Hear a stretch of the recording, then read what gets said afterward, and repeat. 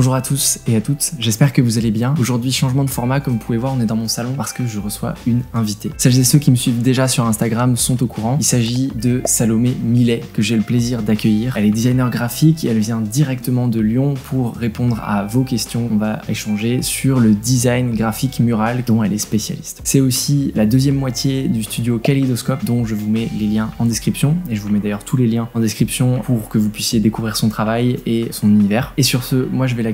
On se retrouve tout de suite avec Salomé. Salut Salomé. Salut. Merci Antoine. d'être venue de si loin, de Lyon. Je te reçois aujourd'hui chez moi pour parler d'une de tes spécialités, le design graphique mural. Moi j'ai regardé un petit peu. Si tu devais expliquer à un novice, qu'est-ce que c'est le design graphique mural? Très simplement, par exemple si tu prends tu vois les grottes de Lascaux, on faisait des peintures. En gros c'était des peintures rupestres pour raconter des histoires. Ouais. Et ben le design graphique mural c'est exactement pareil. On va raconter des histoires, on va plutôt raconter l'histoire d'une entreprise, parce que moi c'est vraiment ma spécialité. Et du coup ça va être l'histoire de l'entreprise, la culture de l'entreprise, ses valeurs. Et ça va un peu permettre de créer des liens entre l'entreprise et les employés, avec les visiteurs aussi qui viennent, parce que c'est hyper important. Généralement, c'est une visibilité. Du coup, c'est les espaces communs, majoritairement. Ouais, c'est les espaces communs. Après, comme on en a parlé un peu avant, t'as les espaces de réunion. Mais souvent, dans les espaces de réunion, t'as des personnes externes qui viennent. Ça permet d'avoir une bonne visibilité. Et en fait, moi, c'est ce que j'explique souvent, pardon. C'est un outil médiatique. En fait, il faut le voir comme vraiment comme n'importe quel outil de communication. Pas une pub, parce qu'on va plus être sur vraiment de l'histoire. On va être moins sur de la promotion. C'est vraiment plus quelque chose de l'ordre du sensible. Tu vois, on va vouloir transmettre des émotions. Il y a des endroits où on va pas forcément parler des valeurs, mais on va créer une atmosphère. Par exemple, s'il y a un endroit qui doit être un peu calme parce que c'est la zone un peu reposante d'une entreprise, on va utiliser des couleurs bleues, on va mettre des textures un peu sympas. Enfin, voilà, il y a beaucoup de choses. Du coup, c'est pas... Enfin, tu l'as dit, mais juste pour bien insister, c'est pas que de la déco. Non. C'est souvent le truc. Non. Ah, ils ont collé un sticker, c'est pas que de la déco. Non, en fait, la différence, la déco, ça va être très esthétique. Et en fait, la déco, tu peux l'avoir chez toi. Ok. À la différence d'un design mural, là, il y a vraiment une fonction en fait derrière le design mural. Donc, il va y avoir un concept. On va le faire pour une raison précise. Et du coup, il va y avoir vraiment une réflexion selon le lieu, les personnes qui sont dans le lieu. Et selon qui a créé le lieu. Donc du coup, t'as vraiment ce côté fonctionnel que t'as pas dans la déco forcément, quoi. Et est-ce que tu fais de la déco aussi? Je peux faire de la déco murale du coup, parce que oui, il y a certaines pièces où on a moins besoin de fonction, on a plus besoin d'avoir quelque chose où les gens vont se sentir bien. Tu vois, quand je parlais d'atmosphère, on est un peu entre les deux. Il y a quand même cette notion de fonction, mais on est plus dans le beau que dans la fonction. Mais les deux sont très liés et sont complémentaires au final, parce que si par exemple moi je travaille avec certaines couleurs et que le décorateur a travaillé avec du orange, ça va pas, c'est bien qu'on soit mis en lien. Pareil avec les archis, c'est bien que tout le monde soit un peu coordonné, histoire que tu vois, il n'y ait pas 1000 trucs différents et que ce soit super moche. Donc, la collaboration avec tous les gens doit être un peu compliquée. Je crois que c'était la semaine dernière, on a posé quelques questions et en lien, il y avait Louis Petre qui demandait est-ce que le design mural est éphémère? Il peut l'être, mais généralement ça a vocation à durer. Sur la plupart des projets, en fait, c'est quand même plutôt des grosses entreprises qui ont des locaux assez conséquents. On parle pas non plus de 1000 étages, mais généralement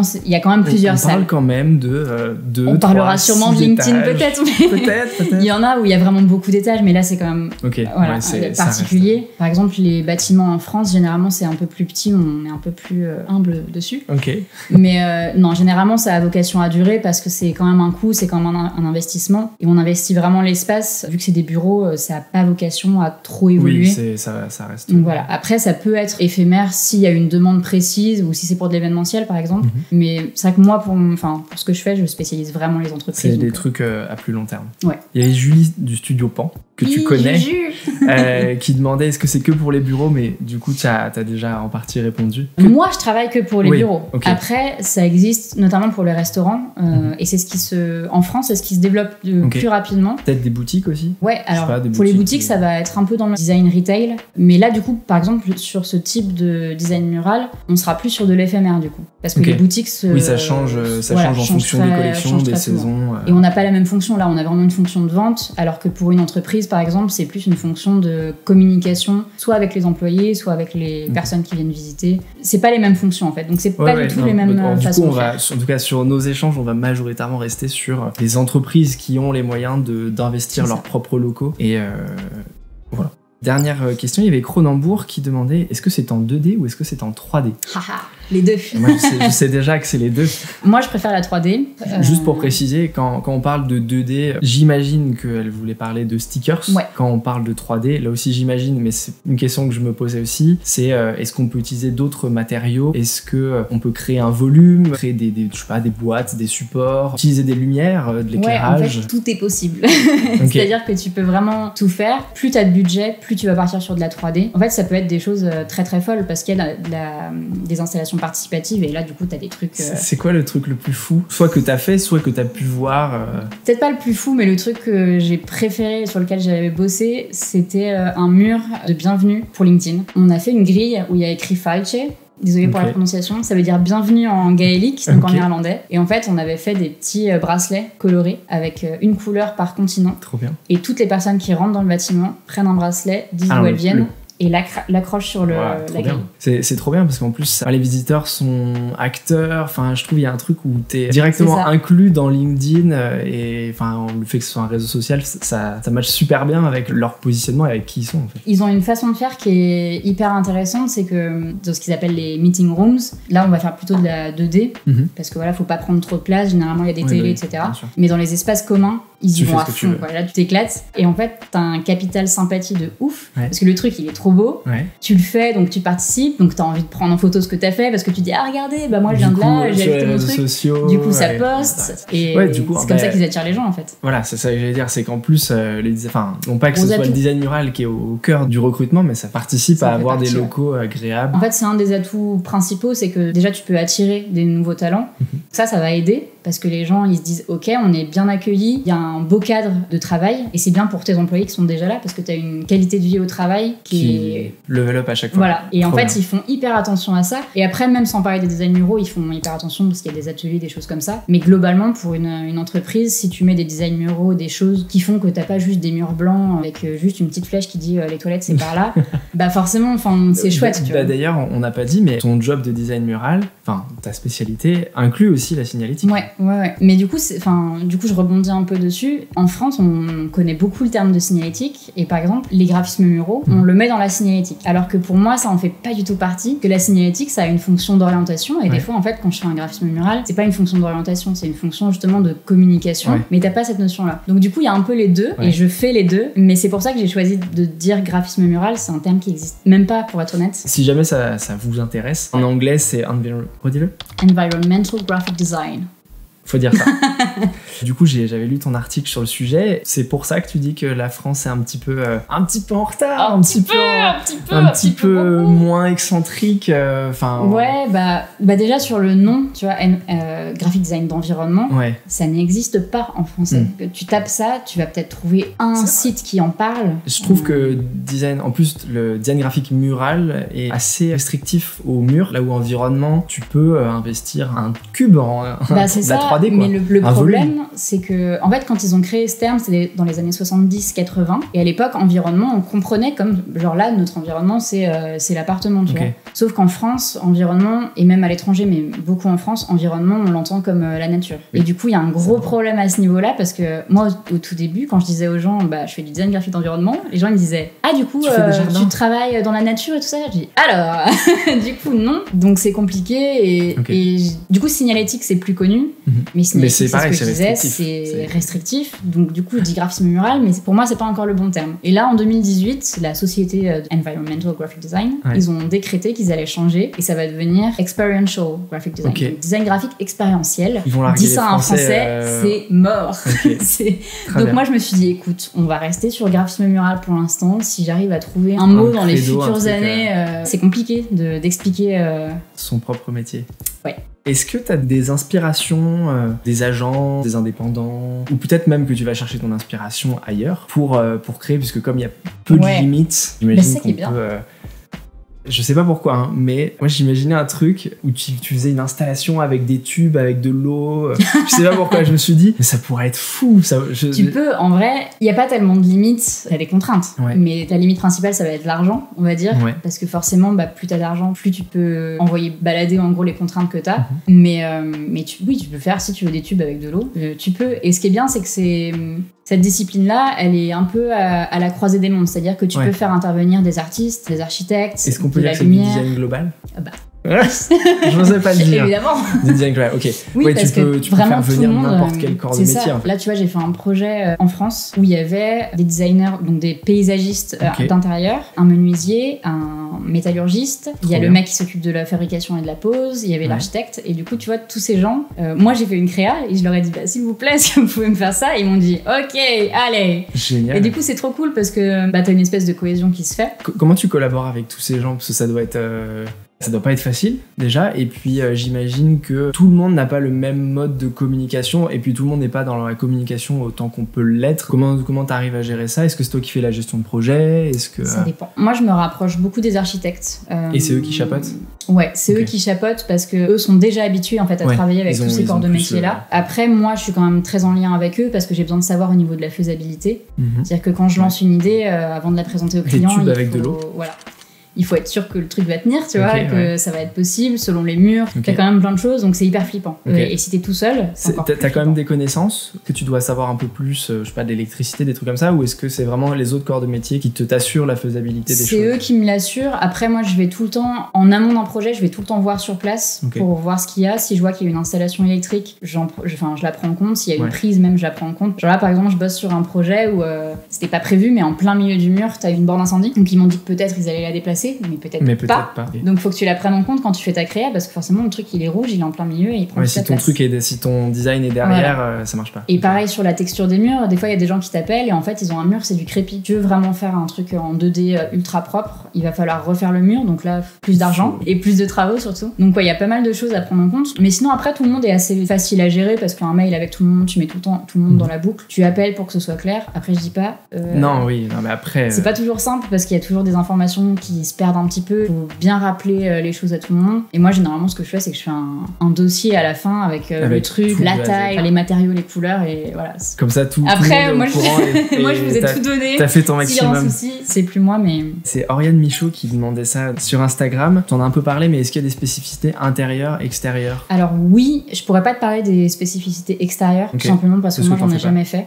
Et après, intérieur... J'imagine que c'est les dimensions, ce que tu disais, c'est-à-dire les dimensions, les matériaux, est-ce qu'il y a des contraintes? C'est ça. Et après, la faisabilité avec les personnes avec qui tu travailles. C'est ça. En fait, c'est vraiment pour ça, j'y vais vraiment avant. Et parce que des fois, ils te disent juste, ah bah moi, j'ai un mur de 10 mètres de long, faites-moi un truc dessus. Et je dis, non, mais attendez, je vais venir parce que 10 mètres de long, c'est bien beau, mais déjà, combien de recul les gens vont avoir? Si t'as un recul d'hyper loin, ok, trop bien. Tu peux faire un truc grand. Mais si c'est un couloir et que t'as 1 mètre de recul, si tu veux faire un long mot, typiquement, si t'as 1 mètre de recul, ça marchera pas. Donc c'est surtout les contraintes de l'espace, en fait. Faut prendre en compte ton espace. C'est pour ça qu'avoir un archi sur le projet, c'est hyper important parce que lui, il a les cotes ultra précises. Moi, j'ai toujours ultra peur quand je prends mes cotes. Généralement, moi, je prends les cotes et je demande à quelqu'un de les reprendre derrière et je demande à quelqu'un du lieu de les reprendre. Et souvent, les 3 cotes sont différentes. Et t'es alors... tu prends la plus grande et après tu fais ton fichier. Et après tu recoupes. Ouais, c'est plus un bon sens là. Je reviens juste sur est-ce que les inspirations, est-ce qu'il y a des choses qui t'inspirent, j'imagine, des agences, des indépendants Bah déjà il y a Silk Design, c'est la première agence du coup pour qui j'ai travaillé. L'agence vient d'avoir 10 ans, moi ça fait 6 ans que je travaille pour elle. Ah ouais. Je suis un peu la première la designer senior. Voilà. Okay. Pour la petite histoire, je fais ça hyper rapidement, mais je suis allée faire mon stage là-bas pendant 6 mois en tant que graphiste. Mais à la base, j'y allais parce que je savais qu'elle faisait de l'archi et en fait je m'attendais pas à ce qu'elle me mette sur des projets de graphisme muraux, je connaissais pas, je savais pas que ça existait. Elles m'ont mis sur un projet. Donc t'as appris sur le tas. J'ai appris sur le tas. Admettons que quelqu'un veuille se lancer dans le design graphique mural, une difficulté que t'as rencontrée ou un truc que t'aurais aimé savoir, que ce soit plus facile. Je pense que le truc le plus dur, c'est la gestion du timing en vrai. C'est-à-dire gérer entre la commande et la livraison. Souvent, quand un client te contacte, il va te dire du coup, combien de temps vous pensez que ça va prendre? Moi, en soi, à la créa, ça peut aller très vite, mais après, il y a la fabrication, il y a les gens, il y a vous. Et eux, souvent, généralement, les gens qui gèrent ça en interne, c'est des gens qui font plein d'autres choses. Donc c'est pas leur priorité ce truc-là. Quand on voit un truc, t'as bien 3 semaines avant qu'on te réponde sur une créa. Donc forcément, oui, bien sûr, moi je peux le faire en peu de temps, mais derrière, faut que les personnes me répondent vite aussi. Plus t'as de personnes extérieures, plus ça va prendre du temps pour que tout le monde réponde en même temps. Donc ça, c'est un truc que j'aurais aimé savoir dès le début, parce que quand j'ai commencé de travailler... les timings, et plus il y a de gens, plus ça va être long. Et plus c'est une grosse boîte, plus ça va être long aussi, parce que t'as le service com, qui valide, le mec qui gère, enfin voilà, il y a plusieurs hiérarchies, et du coup, t'as un timing pour ça aussi. Tu m'avais parlé aussi de Acrylic Size. Ouais, Acrylic Size, ouais. Ils sont incroyables. Eux, ils ont pas de limite. Pour le coup, tu vois. Je suis allé voir. Ils utilisent la lumière, ils font des installations. Il y a vraiment pas de limite, j'ai l'impression, chez eux. Ça a l'air fantastique. J'adore ce qu'ils font parce que, ouais, ils partent du principe qu'il n'y a pas de limite. Ils sont vraiment à la frontière entre le design et l'art, je trouve. Okay. C'est tout con parce que des fois, tu vois des trucs et tu dis, mais putain, mais j'aurais aimé y penser. C'est tout simple, mais juste la manière dont ils l'ont fait, c'est super. Du coup, allez voir ce qu'ils font. Ouais, franchement, ça vaut vraiment le coup. Et il y avait Spark Chicago. Ouais, Spark Chicago, ils ont une phrase d'accroche que j'aime trop parce qu'ils disent tout le temps on crée des environnements brandés. Et ils vont prendre tous les codes de la marque, la charte graphique, et ils vont te faire un truc où quand tu rentres, tu sais où est-ce que t'es. Ouais. Donc du coup, t'as ce truc d'identification. Et en fait, t'as l'effet waouh. Et moi, c'est ce que je recherche quand je fais ces murs-là aussi, c'est que le but en fait du design mural, c'est que quand on rentre dans un espace, on mémorise tout de suite ce qu'on vient de voir. Et par exemple, toi, quand t'es une entreprise, admettons, il y a un investisseur qui visite ton lieu. Si t'as un truc qui fait que le mec va se dire c'est un petit peu le déclic à la carte, tu vois, quoi. C'est ça, c'est que tu fais de l'effet, en fait, tu provoques une sensation, tu provoques une émotion, et Premier le mec, il se souvient de toi. Voilà. Et moi, la première fois que je suis rentrée à LinkedIn, c'est moi qui avais fait les trucs, tu vois. Et genre, je suis rentrée, et j'ai fait waouh. Alors que je connaissais, je les avais vus, j'avais même vu des photos, mais d'y voir en vrai, c'est la satisfaction du design d'environnement, de voir le volume, on va dire, le fait que ça soit créé dans le monde, dans la 3D. En fait, autant une image de marque, quand elle est créée, je suis contente, mais ça va être assez éphémère, c'est-à-dire que je suis contente, je la vois vivre et c'est chouette, j'adore ces projets-là. Puis souvent les clients, en plus, après, ils modifient. Ils utilisent un peu comme ils veulent, ils suivent plus ou moins les de moins en moins, j'arrive à les convaincre, mais ouais, t'as un peu ce truc-là. Alors que là, c'est fixe. Et là, en fait, ouais, et puis le fait que ce soit dans un espace. En fait, moi, je suis hyper sensible aux espaces. Moi, du coup, quand je rentre dans un truc, forcément, en plus, quand c'est toi qui l'as fait, la première fois que je suis allée visiter le grand LinkedIn, je suis rentrée dedans, mais j'ai cru que j'allais chialer, j'étais là, genre. Trop mignon. Genre vraiment je voyais les trucs et du coup j'étais avec Daria donc, qui avait été chef de projet sur ce truc là et elle y rentrait genre comme si elle était chez elle et moi j'étais comme une dingue parce que t'as vraiment un univers et en plus de ça même sans les designs muraux le lieu est dingue parce qu'ils font hyper attention au mobilier, ils font hyper, enfin voilà, tout est travaillé. Mais voilà, t'as ce côté. Ils ajustent le mobilier au design que t'as fait, ce qui est quand même assez gratifiant et assez impressionnant. C'est trop bien. C'est pour ça que là, quand on bosse pour LinkedIn, tout le monde est en commun. On est tout le temps en lien avec les archis. Et alors, soit nous on a créé en amont et du coup eux ils vont s'adapter, soit eux ils ont déjà créé et nous du coup on s'adapte pour faire en sorte que au niveau des textures, au niveau des couleurs et des matériaux, etc., que ça jure pas en fait. Voilà, que tout soit cohérent. C'est ce qui fait aussi que le lieu il est trop bien en finalité. Ouais, que c'est cohérent et que ça marche bien. Est-ce que tu as des réalisations dont tu es particulièrement fière? Donc j'imagine ce grand mur où on accroche les bracelets peut-être. Ouais, celui-là je l'aime beaucoup. J'en aime bien à Stockholm aussi. Tu l'as vu du coup, c'est les raquettes. Oui. C'est une installation. En fait, dans tous les LinkedIn, il faut savoir qu'il y a une salle de jeu. Et du coup là, on fait un mur pour le coup un peu plus fun où il y a moins, tu vois, de fonctions vraiment. C'est plus un mur cool. Où on se fait plaisir. Voilà. On fait presque de la déco. Du coup, c'est un peu de la déco, un peu du fun. Vraiment, tu te fais plaisir. Et du coup, il y a plein de raquettes de ping-pong et en fait, on a fait les illustrations dessus. Et celui de Stockholm, en fait, c'est pour toute la partie nord de l'Europe. Donc, on a mis plein d'illustrations du nord de l'Europe, des pays nordiques. Voilà. Et du coup, je le trouve. En fait, je trouve qu'il rend bien. Pourtant, c'était peut-être un des plus simples à faire au final, mais. Il y en avait un avec des pièces, non? Aussi. Ouais, ça c'était pour PayPal. Je sais pas si ça fait partie des bref, moi j'avoue que j'ai trouvé impressionnant. Je déteste sans que je l'aime parce que j'ai dû calculer la taille des pièces et les placer. On était 3 sur ce projet quand même, je l'ai pas fait toute seule. Donc pour la petite histoire, c'est un mur qui est peint avec un très beau bleu et du coup on a une citation et au début toute la citation devait être en pièces. Et en fait j'ai commencé de faire ça et au bout d'un moment je leur ai dit ça va être moche et c'est vraiment un enfer. J'ai dit on peut faire quelques mots avec des pièces mais il faut que le plus gros ça soit juste la peinture, cuivre. Et du coup, tu disais que tu avais participé. Est-ce que tu as plutôt un rôle de conception, création, de créer les fichiers et le suivi de projet et vérifier que ce soit respecté? Ou est-ce que, allez, on est parti avec des pinceaux et c'est parti de faire des fresques, des illustrations? Généralement, moi, je laisse faire. J'aimerais bien un jour vraiment participer à la création d'un mur. Je pense que j'en suis pas encore là. J'ai encore trop peur de me planter sur un truc. Donc pour l'instant, moi, je fais que la partie trouver le concept, faire la créa. La partie fab, tu laisses faire. C'est très flippant et c'est souvent des grands murs, donc t'as pas envie de te planter. Tu me disais, une moyenne, c'est... C'est des murs de 5 par 3 à peu près. Le plus grand que j'ai fait, je crois qu'il faisait 20 mètres de long. Faut pas se soirer et puis c'est dur d'imaginer la continuité de l'ensemble du truc. C'est pas évident ça, mais c'est cool. Et un mur de 20 mètres de long, ça coûte cher? Ouais. Je précise, il y a aussi Oriane Michaud, toujours sur Instagram, qui demandait est-ce que la taille compte? Oui.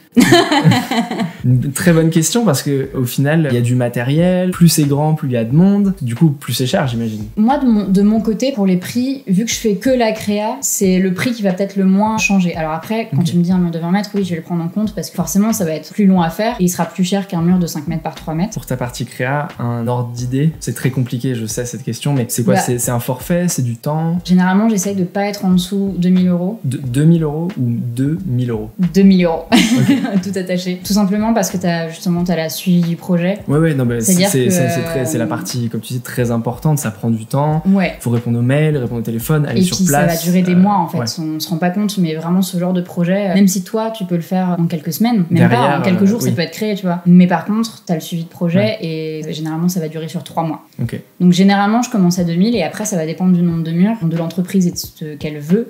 Si c'est des installations, c'est plus cher aussi parce que là t'as encore plus de trucs à prendre en compte. Donc moi ça se situe là et après voilà, ça peut que grandir, mais généralement j'essaie de pas faire en dessous de 2000 euros. Ce qu'il faut savoir, c'est que moi par exemple, admettons, j'ai un projet à 2000 pile poil. Généralement, si tu comptes la fabrication derrière, tu peux compter quasiment le même prix, voire le double parfois. Okay, ouais. Si tu ajoutes des matériaux, ça va être forcément plus cher parce que tu as la matière première, la pose, la découpe, etc. Donc ouais, ça peut monter très très vite. Ouais, donc c'est quand même un sacré budget. C'est pour ça que généralement, les gens qui viennent nous voir, c'est des assez grosses entreprises qui ont quand même plusieurs années derrière elles. Et est-ce que tu peux t'adapter à des plus petites sociétés? Ouais. J'imagine que, je sais pas, pose d'un sticker, enfin on peut faire des choses exemple, très bien, mais plus ça peut simple. être beaucoup plus simple. En fait, ça va dépendre de la demande. Donc moi, quand j'ai le client face à moi, avant même que le projet ait débuté, je lui demande exactement ce qu'il veut. Il y en a qui ont des idées très claires, mais la plupart du temps, non. La plupart du temps, ils font pas appel à moi. C'est-à-dire qu'ils font appel à un archi. Et qui l'architecte eux, les archis me disent, là, il y a des possibilités. Ils sont pas contre, mais ils connaissent pas trop le truc. Vends ton truc, quoi. Donc moi, je vais les voir avec des moodboards, des idées. Et du coup, ils me disent, ah bah ok, on fait parti. Mais ouais, généralement, il faut quand même une petite enveloppe pour être sûr que tu pourras assurer la créa de tout. Mais tu peux t'adapter et faire des choses plus simples, quoi. On peut te contacter, même pour des plus petits murs que 20 mètres, et on puis, peut trouver des choses... T'es pas obligé de faire tout le mur aussi, en fait. C'est que t'es pas obligé de prendre absolument tout le mur, tu peux prendre qu'une petite partie. Donc oui, tu peux faire baisser les tarifs comme ça si... moi, si vraiment quelqu'un vient me voir en me disant j'ai une enveloppe de temps, c'est en dessous de ce que j'ai l'habitude de faire, je vais dire ok, mais par contre, voilà, on prendra peut-être moins, on fera comme ça. On peut s'adapter, on peut trouver des solutions. Et pour finir, si t'as des potentiels clients qui nous regardent, est-ce que t'as des projets fétiches de cœur, des choses où tu te dis j'adorerais, que ce soit peut-être des entreprises ou une manière de faire, un espace particulier. Moi, je sais pas, en tête, j'ai les toilettes du groupe Big Mama. Et les toilettes du groupe Big Mama, ils ont pimpé les toilettes qui sont transparentes. Il y en a certaines avec des boules disco, etc. Enfin, j'imagine qu'ils ont pu faire appel à des designers d'environnement. En vrai, on sous-estime le pouvoir des toilettes parce que à Lyon, il y a une galerie et c'est tout con, hein. Juste tout est rose. C'est-à-dire que la lumière est rose, tout est rose. Et c'est génial. Et genre juste ça. Et du coup, je me dis, il y a plein de trucs à faire en vrai dans les toilettes. On sous-estime cet endroit. L'investisseur qui est rentré, déclic à l'entrée, il va aux toilettes pendant le rendez-vous. Là, t'as le mémoire de l'arrivée et la mémoire de t'es allé aux toilettes, t'as eu une super expérience. Et du coup, est-ce que t'as un truc qui te ferait super plaisir? Je sais pas. Je me ferme à rien parce que là, tu vois, ces dernières années, j'ai eu plein de projets hyper différents et ils étaient tous super cool. Du coup, je me ferme à rien. Après, j'ai très envie de développer les projets où il y a de l'installation, où il y a des matières, des textures, parce que je me rends compte que tout de suite, avoir quelque chose en 3D, ça te fait un effet encore en plus. Du coup, moi, j'aime bien faire ça. Oui, clairement. Donc, si je pouvais avoir grave des projets comme ça, donc si vous voulez des installations... C'est parti. Est-ce que tu veux rajouter quelque chose? Le mot de la fin déjà. Déjà merci. Avec merci plaisir. de m'avoir invité, c'était cool. Ma première fois sur YouTube, donc non, c'était chouette. Je suis présente sur Insta, j'ai 2 comptes Insta, hello.kaléidoscope pour le collectif et pour les projets de graphisme muraux, ce sera plus sur mon autre compte, donc salomé.kaléidoscope où il y a de plus en plus de projets qui sont et bientôt il y aura les projets que je fais en France. Donc je vous mettrai tout ça en description. Merci à vous de nous avoir suivis pendant je sais pas combien de temps, mais ce sera la surprise. J'espère que ça aura pu vous servir si vous voulez aller vers ça. Je vous dis à très vite pour une prochaine vidéo. Ciao.